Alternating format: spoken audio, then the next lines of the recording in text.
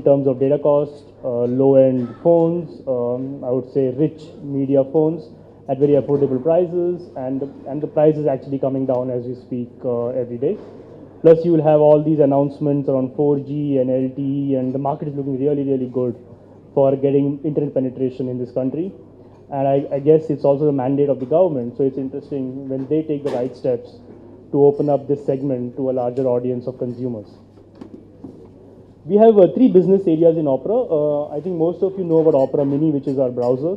But what you might not be aware of is we have a very large advertising business under the brand Opera MediaWorks.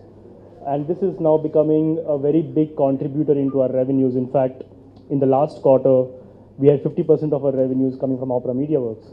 And we are touching almost 800 million consumers via the Opera MediaWorks entity across the world. And not limited to the Opera users, but also targeting non-Opera users across multiple devices, multiple platforms. And that's becoming a very core aspect of the way we are going to function as an organization going forward.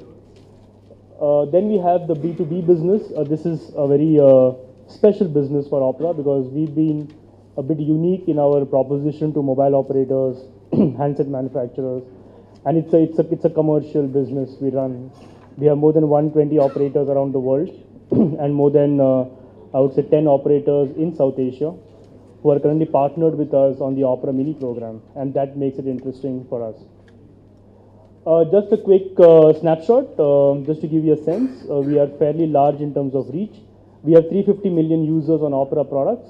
So if you remember, I just say 800 million non-Opera, the 350 million Opera makes it more than 1 billion consumers are being touched with an Opera service on a very frequent month-on-month basis, and that's a big number. It's a huge number to reach. For those who are not aware, we have a fully functional desktop browser. It runs on Windows, Mac platforms. It's available for free like any other browser. Extremely exciting product. We believe people like it, and we have a lot of users in this region as well. If you guys are wondering what we do on iOS, that's news. We have Opera Coast. It was launched almost 6 to 9 months back. If you go to the Apple Store and search for Opera Coast, you can download this browser. It's a very unique product, I think, that's built in Opera by a team of tech enthusiasts. And then it became a serious product line when it came out as a final product, when it was shown to everybody in Opera. And this is now available on iOS, be it on the iPhone or on the iPad. It's available on both platforms.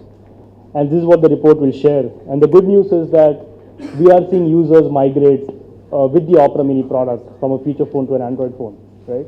Which means that people are actually choosing to download Opera Mini on Android phones because they see the same benefits and they like the experience that Opera Mini is delivering on the product.